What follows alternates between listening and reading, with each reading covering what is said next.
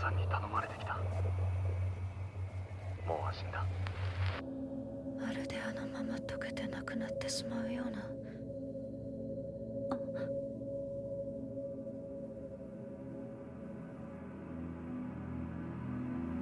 お母さんに頼まれてきた。もう死んだ。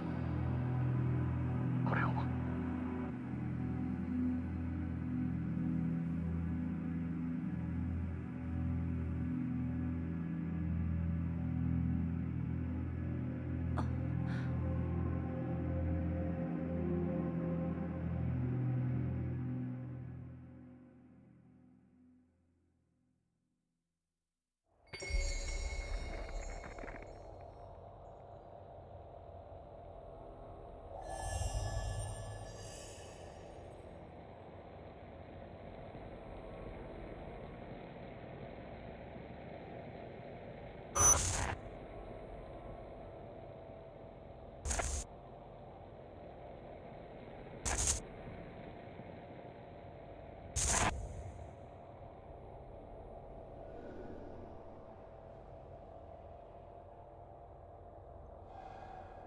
And so, we rejoin Ruka in a very familiar-looking moonlit cavern deep underneath the Highbar Hospital as she tries to piece together her fragmented memory and maybe, just maybe, uncover the truth about what's going on.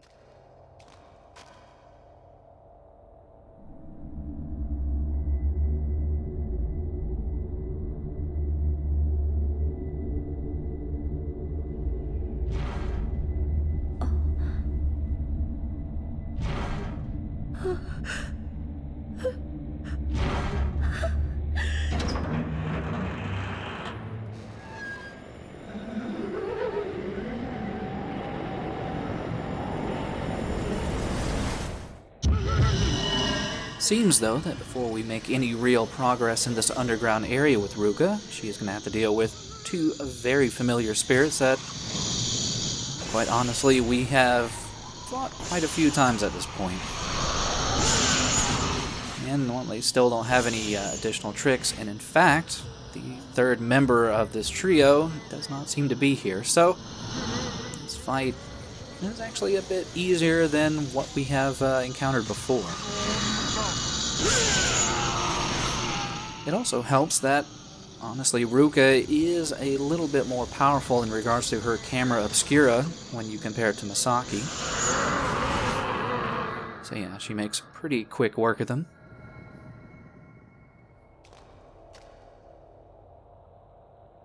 And, well, this place has kind of been ransacked by Masaki and Choshiro before, so there really isn't anything left for us in here, aside of exploring that door that I think Choshiro went through before.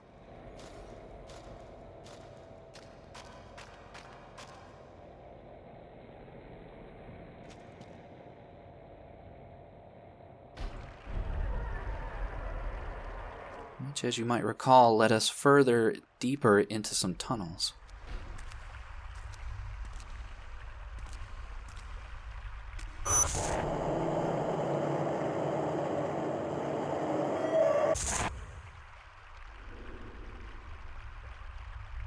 And with that piece of memory flashing up to Ruka, it does appear that this is a somewhat familiar area to her, and a place that Yu Haibara had drug her through previously.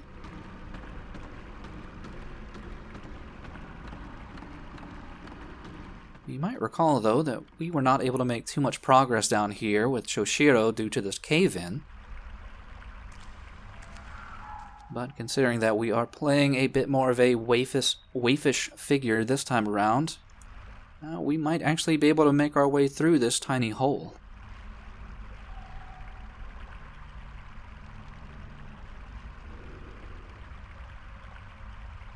So let's go ahead and push on forward.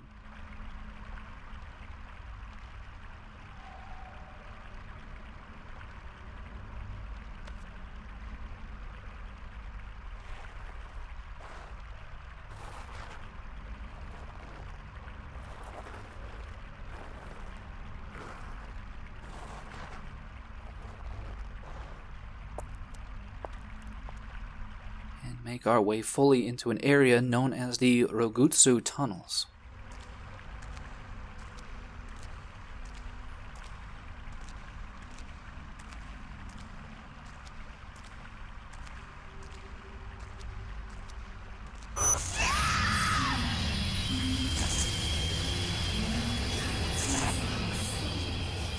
We have gotten a few documents regarding these tunnels in the past. I think one of them was in the basement of the hospital where they were doing a little bit of excavation and actually managed to tunnel into these tunnels. And the other piece of information I think was regarding the fact that I guess they thought that this might have been a safe place during the Day of Suffering, though, as we saw from that scene, that wasn't really the case. Now we are given two options to explore. And this one seems to have an item, so it seems as good a place as any to start poking around down here. As you can imagine, these tunnels just cover the entire base of the island, so they do stretch for quite a bit. And they are simply filled to the brim with items such as the sacred water. And here we do have another split, though might not seem worth exploring this dead end.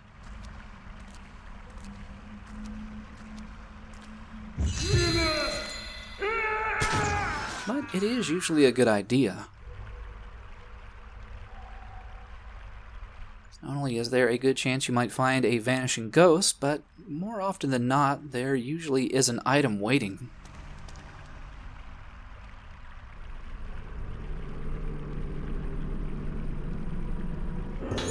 In this case, we find a scrawled document from, I'm assuming, that vanishing ghost that goes a little bit more into that faceless woman and the possibility that if somehow she did manage to escape the island, she could very literally bloom everyone in the entire world, pretty much causing everybody to suffer from Luna Sedata and probably die.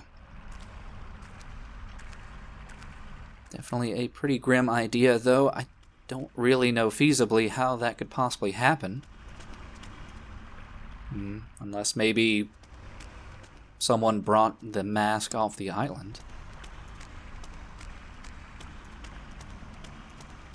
But yeah, on the opposing end of the hallway here is another dead end.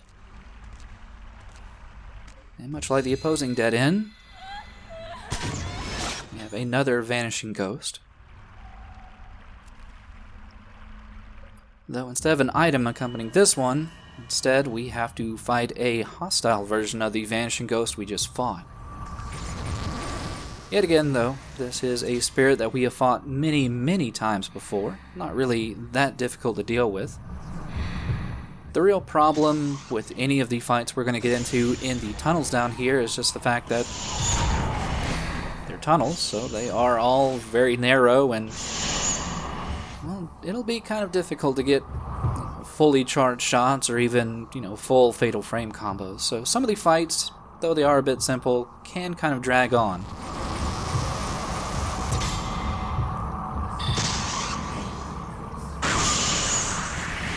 Still, you can make it a little bit easier, even if you aren't using more powerful film, if you make sure to use your, additional powered-up lenses. In this case, even though I'm still using kind of the baseline power shot lens, it still can do enough additional damage with a fully charged shot and a fatal frame, to give you that little oomph to finish off an enemy. Also, I do enjoy the little bit of continuity there, that the two vanishing ghosts we just found were the ones we saw trying to run away from that vanishing woman.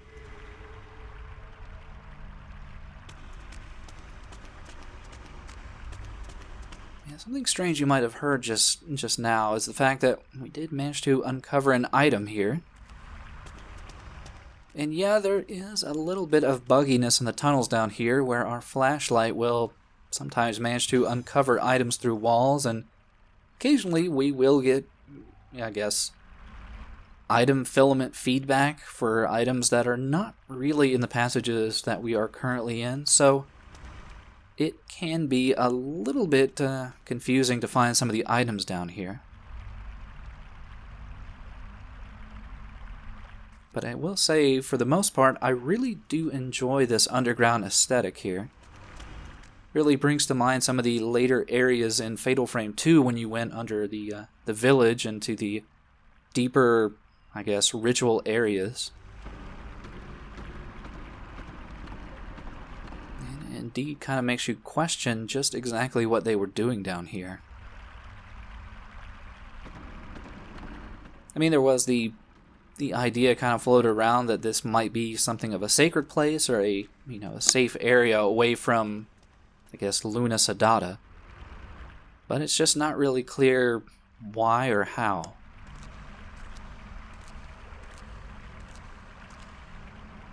If anything, I'd say that this place was probably not very structurally sound, though it might just be due to its overall age.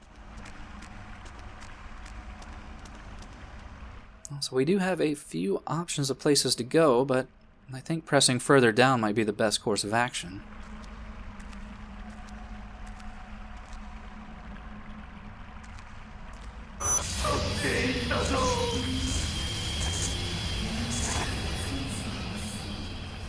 Though it might actually be worth checking out that upper area first.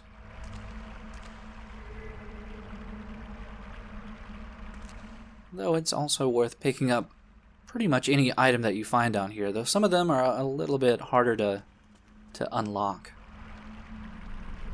They are still very worth getting, though, because as we are getting further and further into the late game portions, they do start to give you quite a bit in the way of upgrade material.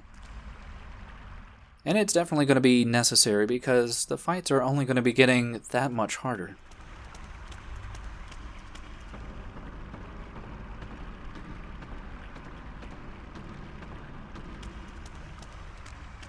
But yeah, as we head into this small little upper area here, we do come across another side passage, but what appears to be a balcony area.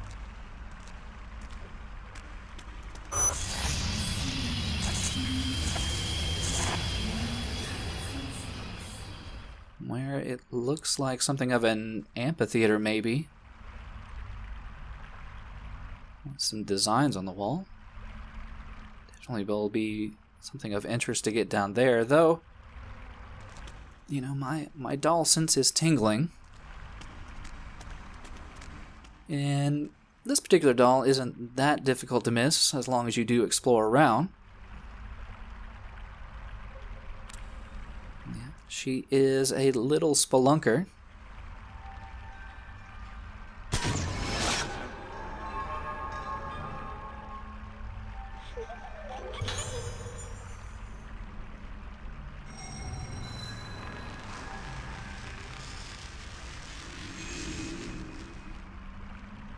Overall, though, there's not too much of a reason to come up into this area.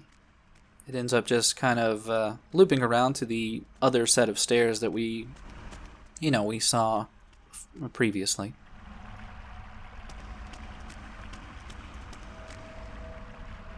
And I still do kind of wonder about the significance of the poles here in the water.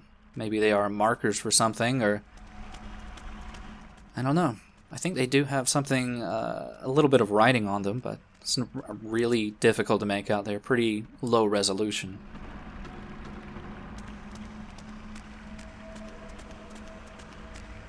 But yeah, after making that quick loop around, we can now head on downstairs and maybe check out that fairly large amphitheater room.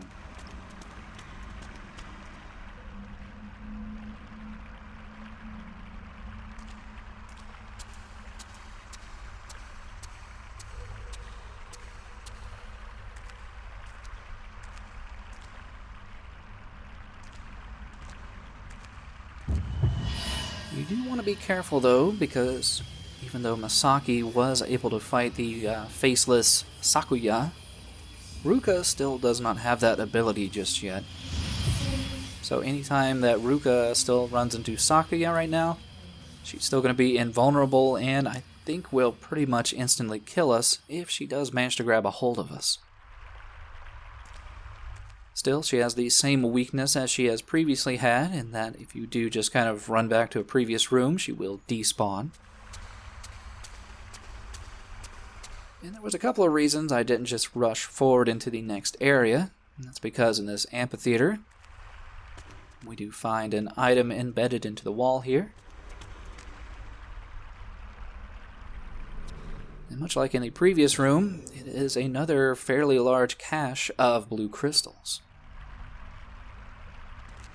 Along with that, we can also take a closer look at some of the, etchings in the wall here. Fairly nice pieces of artwork that I think are supposed to be renditions of the moon. Very billowy and cloudy, almost fiery renditions of the moon.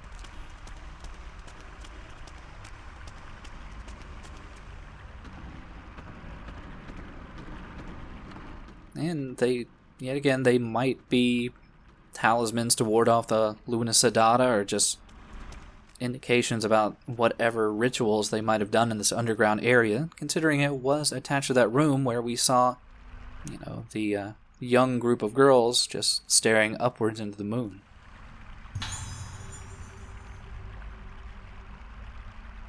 But yeah, along with this Type 90 film, it is a good idea to make sure and pick up this book on the ground here. It also allows us a closer view of one of the many statues populating the tunnels, and the fact that pretty much all of them do have their faces obscured in some manner or another. Yeah, what we find on the ground here is an old book outlining what happened in these tunnels. It seems that shrine maidens were kept down here for up to 100 nights to get them ready for the ritual, get them into almost a zen-like state of emptiness, to make themselves ready and willing vessels for whatever came forth via the masks. And I think more than anything, it probably does point out one of the many faults that the Hybaras probably would have had with making a successful ritual. Pretty much any of the handmaidens that they probably hastily selected definitely did not keep down here for up to 100 nights. And as such, they probably were not of the best ilk. If anything, maybe Yu Haibara's method of dealing with the girls might have gotten them close, but still do not feel that either of the Haibara clan ever made the effort of keeping the handmaidens down here for up to 3 months.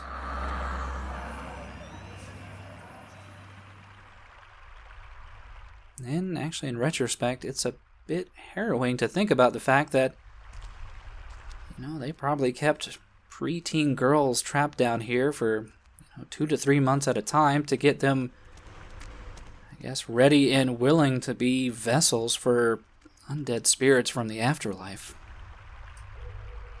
And more than likely, it does kind of explain, the incredulity that the hospital director had about the entire thing. Maybe he thought he could take some shortcuts and still have a successful means of curing Luna Sedata.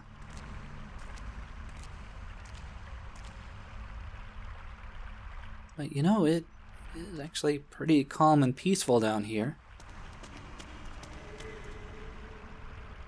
Outside of the flashbacks and the random hostile ghosts.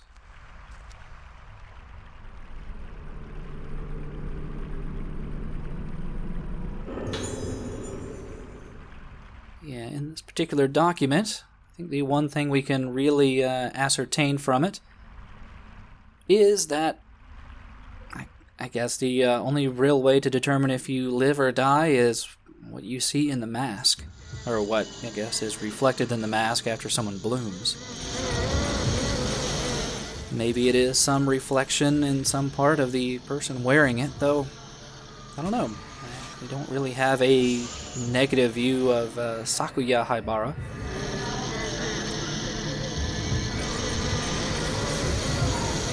But yeah, even though we get another pretty easy encounter right here, we run into one of many problems with fighting in this area. Occasionally, some of these corners have very strange collision issues with being able to even focus on enemies. Though I guess we are a little bit lucky that pretty much all of these Islander ghosts don't really do that much damage.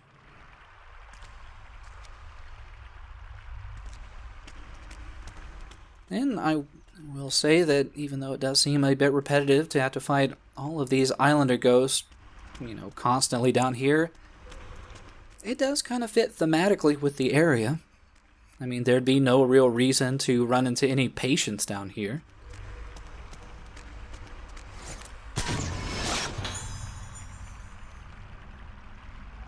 Also, you have to be quick to get this vanishing ghost, and also, once it does turn hostile, you do want to kind of click in and out of the viewfinder, because otherwise it just does not seem to register it's an enemy yet.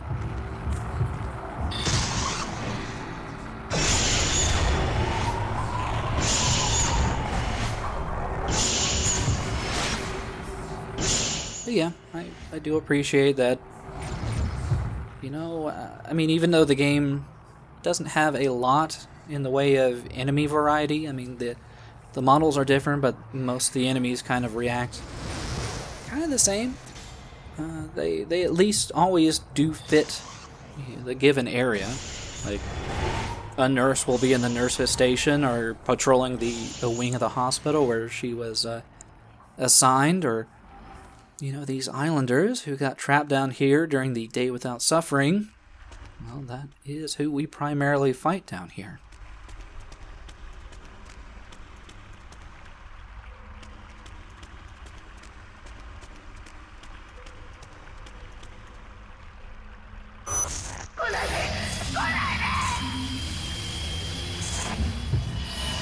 But it is still good to remember that they are not the only threat down here. You want to make sure and be on your toes after that flashback, because that faceless Sakuya is right there and waiting to get the drop on you.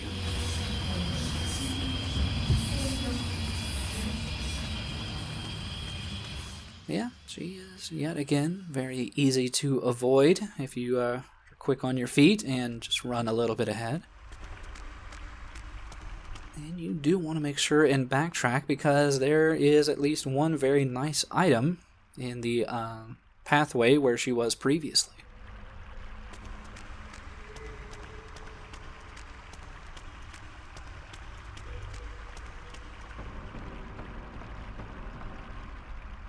Also, I do enjoy the return of the running water here. It really does bring to mind the ending to Fatal Frame with the river, the waterway that kind of connected the living world with the afterworld. Yeah, we find a lens that Masaki had found previously in the hidden room in Director Haibara's office. And we are definitely going to be making use of that zero lens soon enough.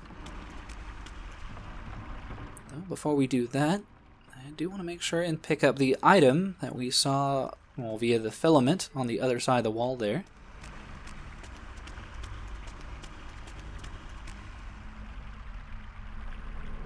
Because it's not as big of a cache as the blue crystals we've been finding. But at this point, since we really haven't been upgrading any of the lenses, we should have plenty of red crystals to upgrade that zero lens. And in fact, with the other blue crystals we've gotten, we have just a monumental amount of upgrade items. So first, we're going to upgrade power. And we can't afford the final stage of power, so I think we should go ahead and max out speed, because that's the next very useful upgrade. Say it's second useful.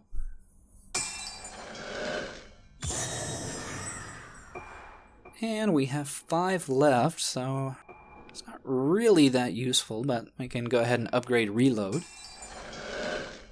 Might be more useful as we start to use more powerful film. But yeah, we'll go ahead and upgrade the zero lens, since we do have plenty of red crystals. And it should be a very nice upgrade to our, wanting to say, below lens? I'm trying to remember what the name of the slightly more powerful lens is called. Also, even though they do give you 3 slots, don't really have that much use for having multiple ones. I guess if you are getting overwhelmed and you have the slowdown lens, it might be good to kind of combo from that, but it doesn't really feel that necessary.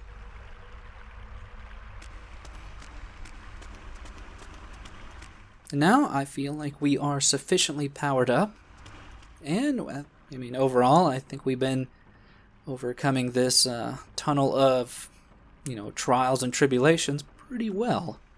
So I think we should be ready for whatever else it decides to throw at us.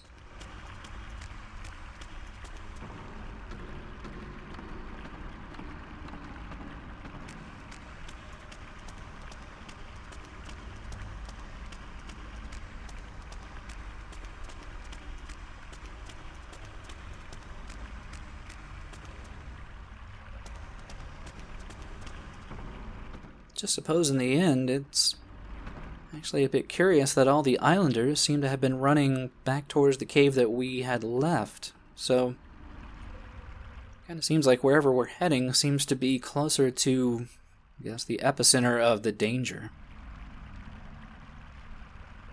Though before we head further into that said danger, it is definitely worth checking out this altar. There is an interesting piece of writing sitting on the corner of it.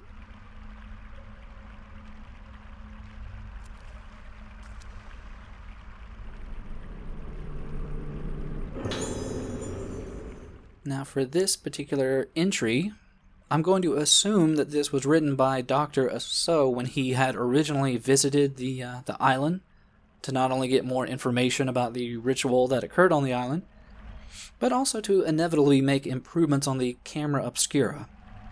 But he learns about the lunar sedata, how it is assumed to be a possession of sorts, and that said possession kind of interacted and manipulated what is called the lunar melody, which the people of the island seem to assume was, almost an aura individualized to each person. Each person has a song inside of them, and depending on their mood, the song might ebb and flow, change, and, if they were suffering from Luna Sedata, it also might get to the point where the song just completely breaks down and ceases, I guess, inevitably leading to the dissolve of their personality. Now, it seems to be thought that both prayer and also an elimination of outside sound might be a way to cure Luna Sedata.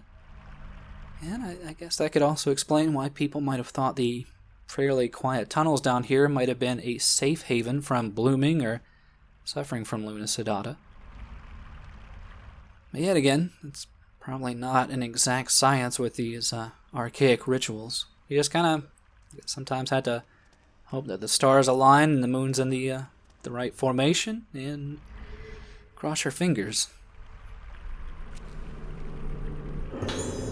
Yeah, in the door here we do find a large assortment of red crystals, and that should be more than enough to max out the zero lens, so very, very much worth doing that. Because hopefully that should steel us for whatever is behind this pretty imposing door here.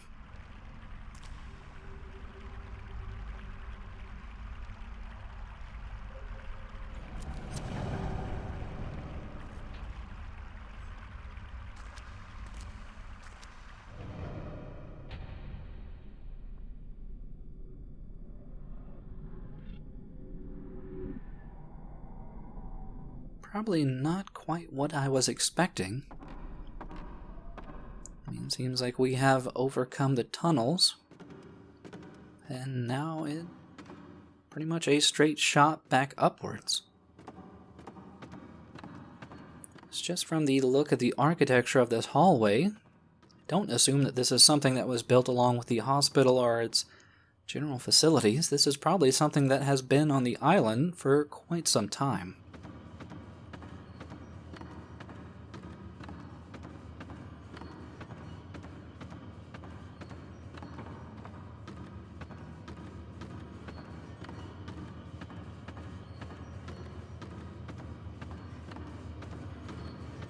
It's kind of strange, though. It almost sounds like there's some kind of machinery running in the background.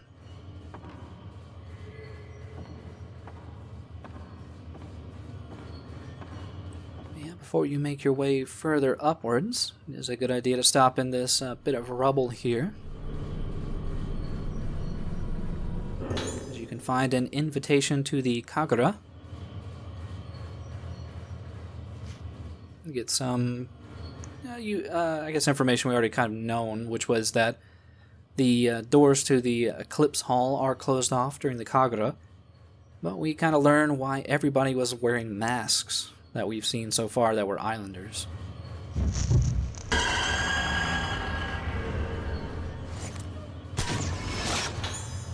And it seems that if you did happen to go to the Kagura, they did enforce a very strict mask policy.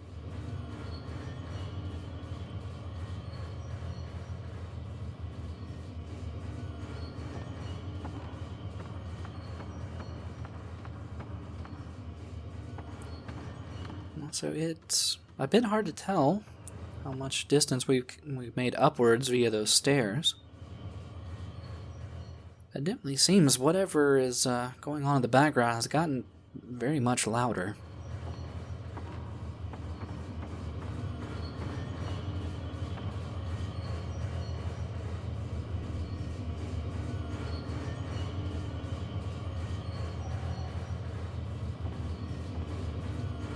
Well, it's a bit hard to identify that as music. It just seems to be a bit of a cacophony. Still, we probably should check it out.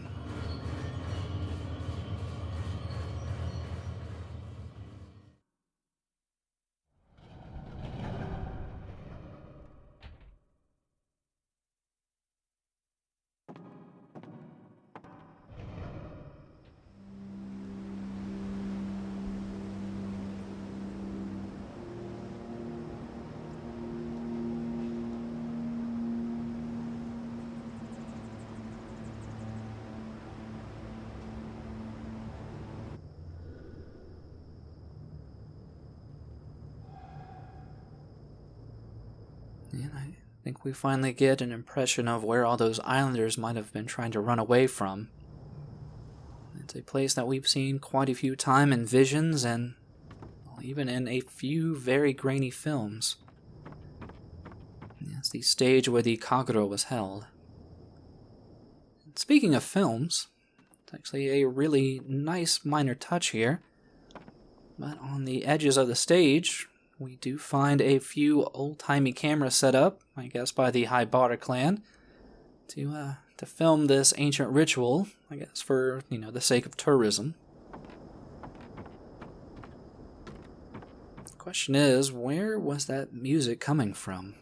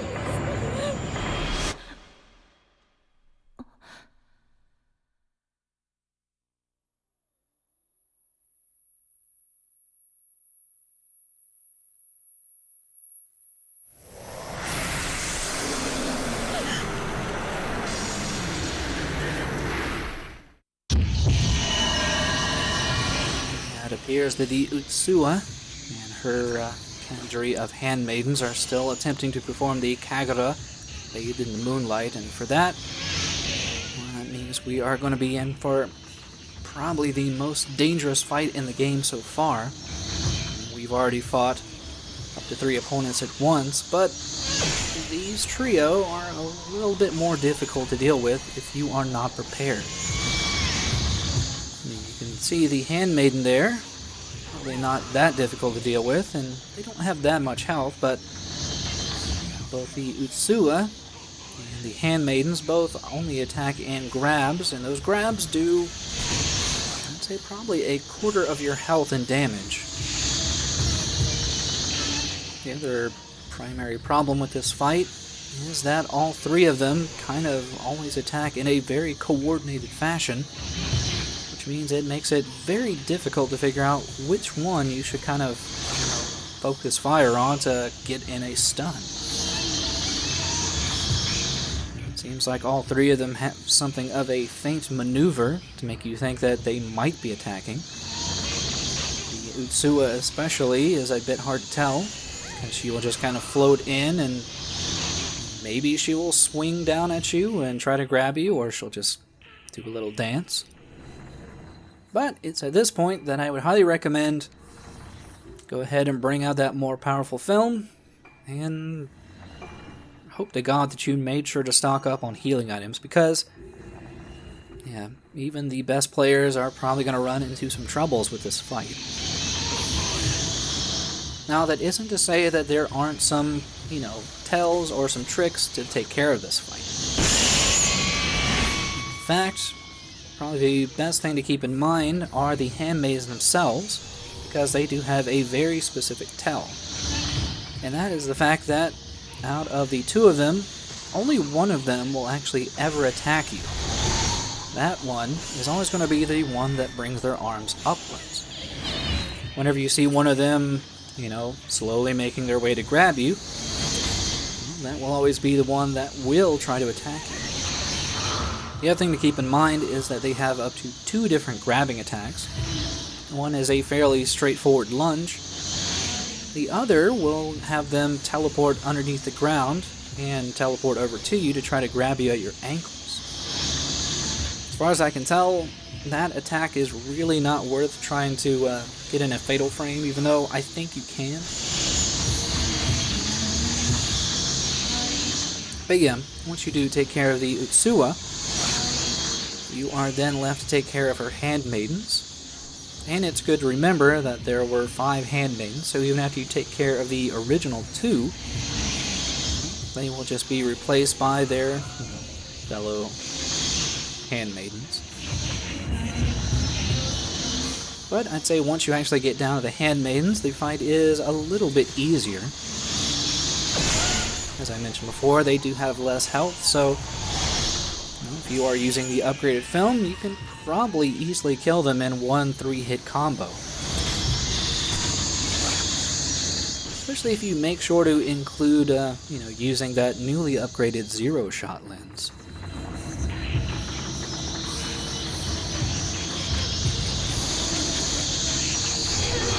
Say, if anything, you might run into a little bit of difficulty using the lock-on, because if they are fairly close together, you might end up locking onto the wrong handmaiden.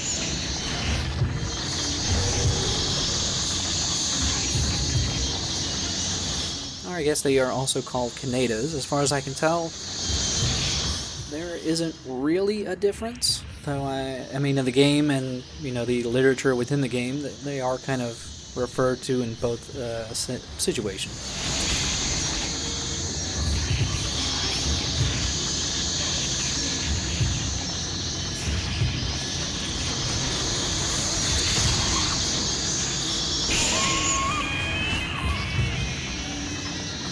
You can really tell the damage difference between the baseline film and the the simplest upgraded film. Especially with using a power shot. It does a tremendous amount of damage.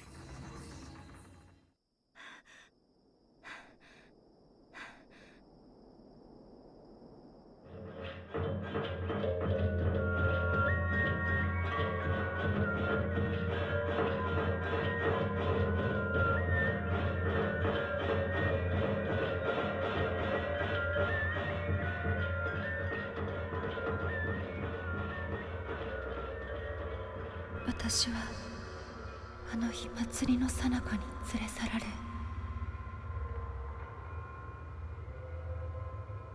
この奥に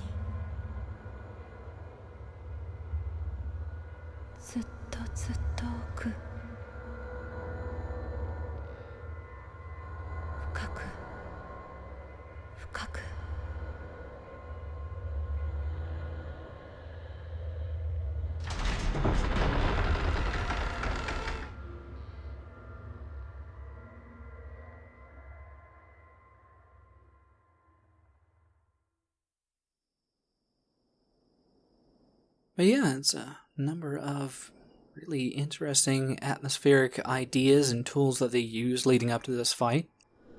I mean, you have the almost sheer silence of the tunnels leading up to the, I guess, cacophonous dirge playing from the Kagura Hall here. Then you have the idea that the tunnel was almost a rite of passage to get yourself ready for the overwhelming ritual, and that once you have overcome the tunnels, that you should be ready for this pretty overwhelming fight.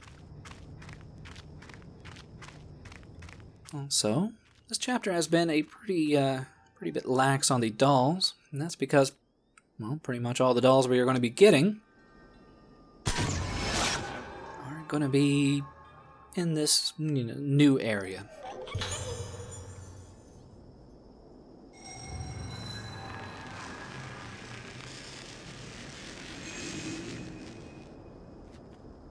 I'd say a couple of them are fairly well hidden. But for now, as we have made our way across the Kagura Hall here, we want to continue onward via this door on the opposing side of the amphitheater.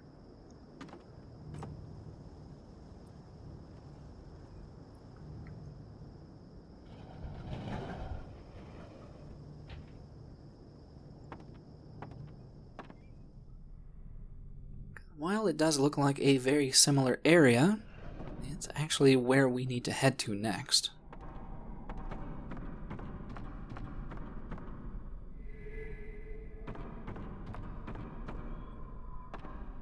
Also, I did make a bit of a mistake in a previous video saying the Type 90 was the strongest film. In actuality, the ultra-rare Type 0 film is pretty much the most powerful, but you only ever get, I think, 1 or 2 shots of it for every pickup.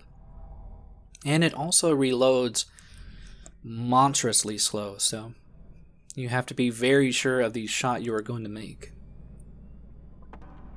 Also, pardon me for trying to look very hard into this rubble here, but I was fairly certain that there was supposed to be a Hazuki doll in a hallway amidst a bunch of rubble.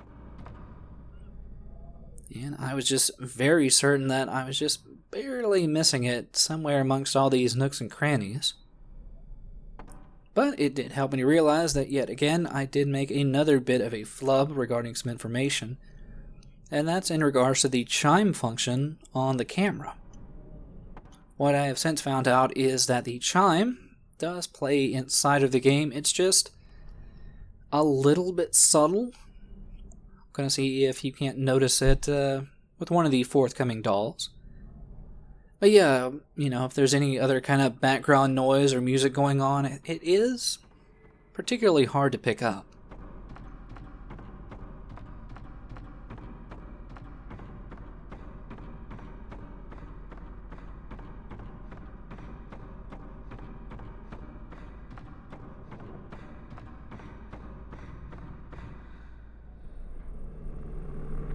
But yeah, if you were wondering what this item is, well, I assume it is just more upgrade material, so bit of a shame that we missed it, but it's just the luck of the draw with those ghost hands.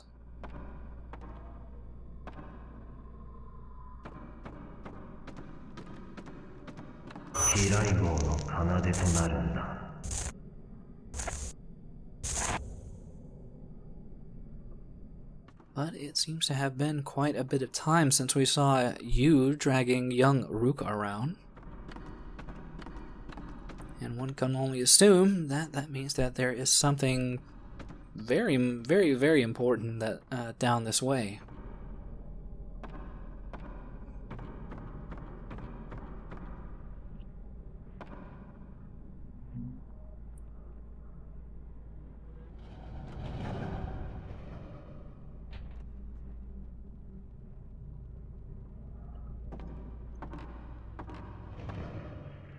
And in fact, it is a very, well, imposing antechamber of sorts. And we have this mat here in the center that seems to be making our viewfinder go off. And surprisingly, what's making our viewfinder go off is not this exceedingly creepy large mask in the ceiling. Now, what is in the center here is going to take a little bit of special positioning to snap a shot of. But in regards to the antechamber that we are in currently, it seems it was a preparation room for the Handmaidens and the Utsua to get ready for the ceremony of passage. And that, I guess, once you were able to play the lunar melody above in the altar, that, you're ready to head down into the hallway and finish up the ritual.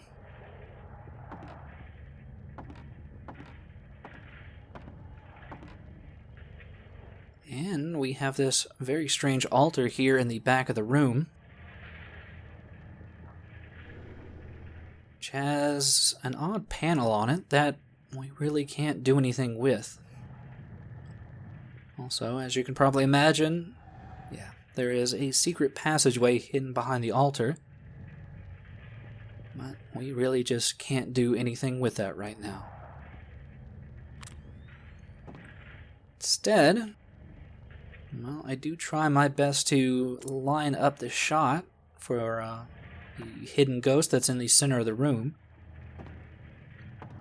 Just for some reason or another, I don't know, I always have a tiny bit of trouble lining it up correctly. It doesn't seem like you can get it from the door when you first enter, at least from what I've been able to get. Though it does give me an opportunity to get actually pretty well hidden Hazuki doll.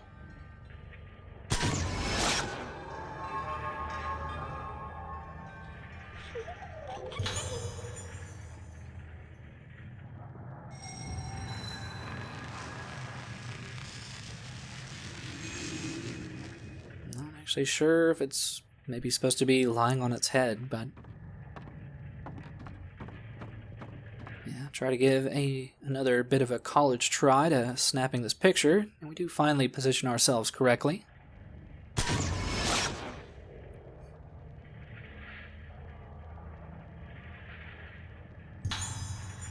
And it's the Utsua, all of her handmaidens probably getting ready to hear that lunar melody.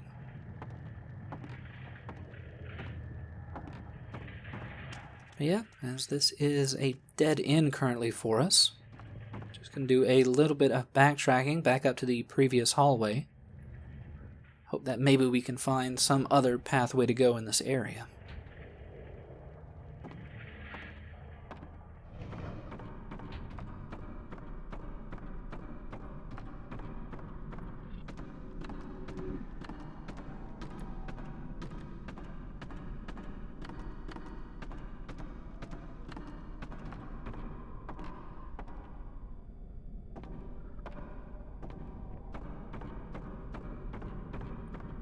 Still, as we did see quite a few shots of young Ruka, it would be nice to get more of her backstory as a child. And wouldn't you know it, this vanishing ghost of her father might just be on the trail to get just some of that information.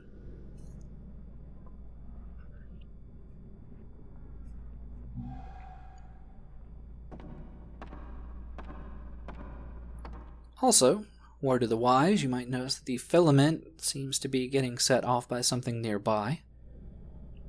And it does seem to be this lamp here, but do not interact with it, do not check the lamp. It is a very annoying trap where the hanging lady ghost will pop in, and this is really not the environment you want to fight her in. Instead, I'm going to go ahead and grab this Hazuki doll that I thought was in one of the upper passageways.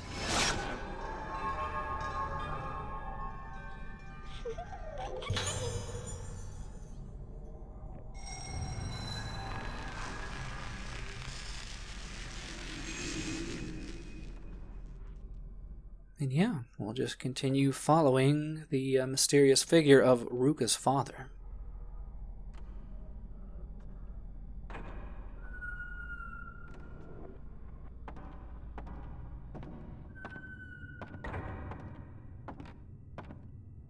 Really love the look of the lights pouring in through the dilapidated windows here.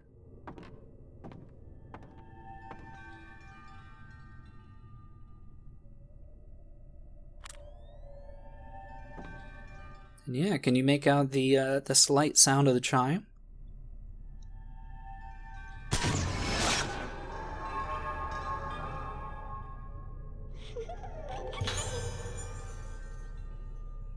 Because, yeah, it's definitely a bit hard for me to make out.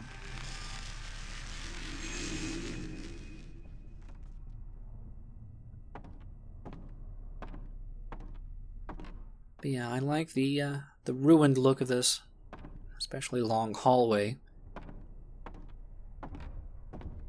Gives a very abandoned feel. I mean, even in comparison to the, abandoned hospital and facility we've already been roaming around in.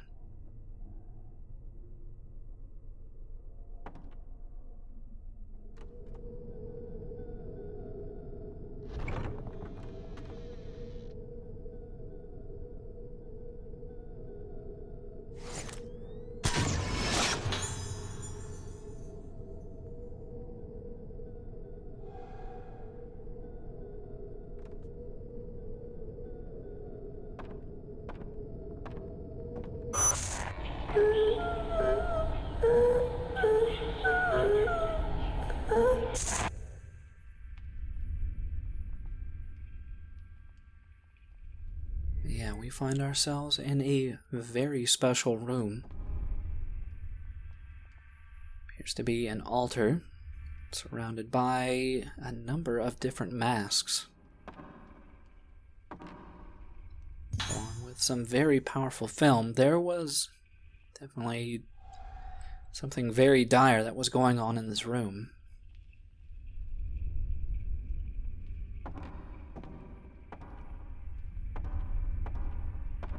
In fact, it was so dire that it did draw in this Hazuki doll right here.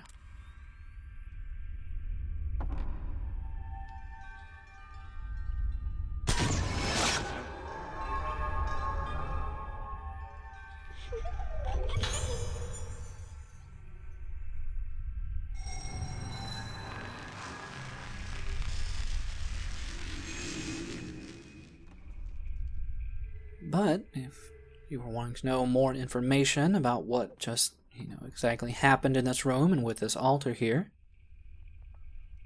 well, there is a bit of helpful backstory just right on the altar. Hall of the Conscious Mind. Seems this is where the mask for the Utsuo was made.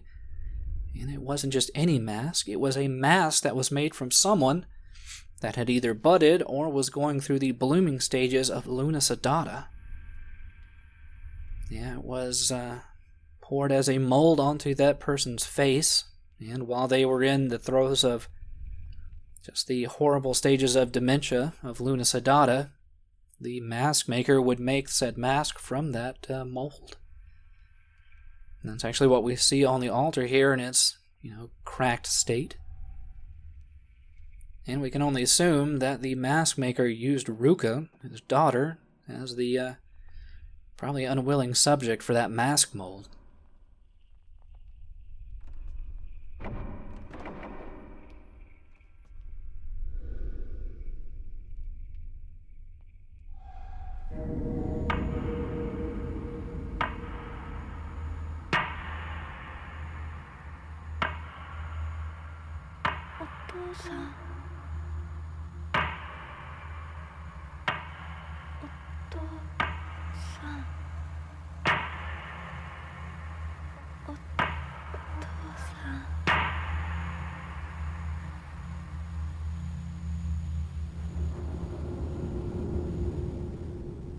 And in fact, Oto-san's workshop is right behind this door.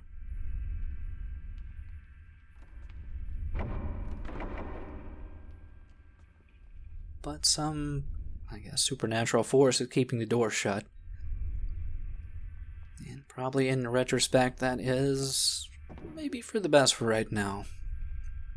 Probably Ruka is having to deal with enough trauma at this moment without having to dredge up even more horrible memories about, well, I guess just the additional madness she had to deal with from her father's, I guess, unending quest to make the mask of the lunar eclipse.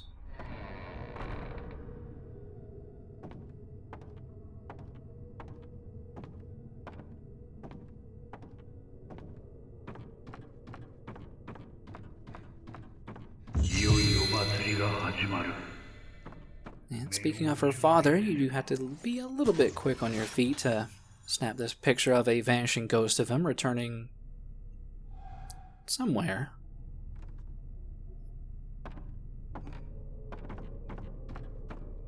Do want to at least, leave some air of mystery as to where we are heading right now.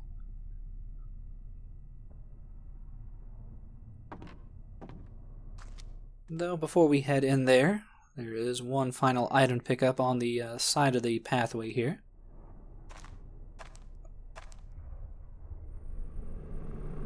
Not super necessary to get, but still very useful for our continuing quest to upgrade our camera obscura.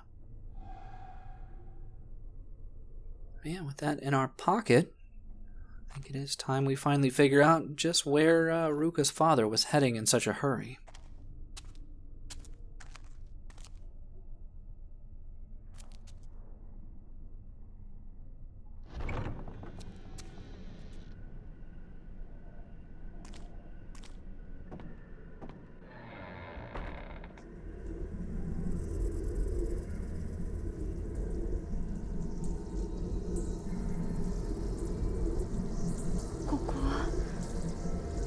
This 私が住んでいた家。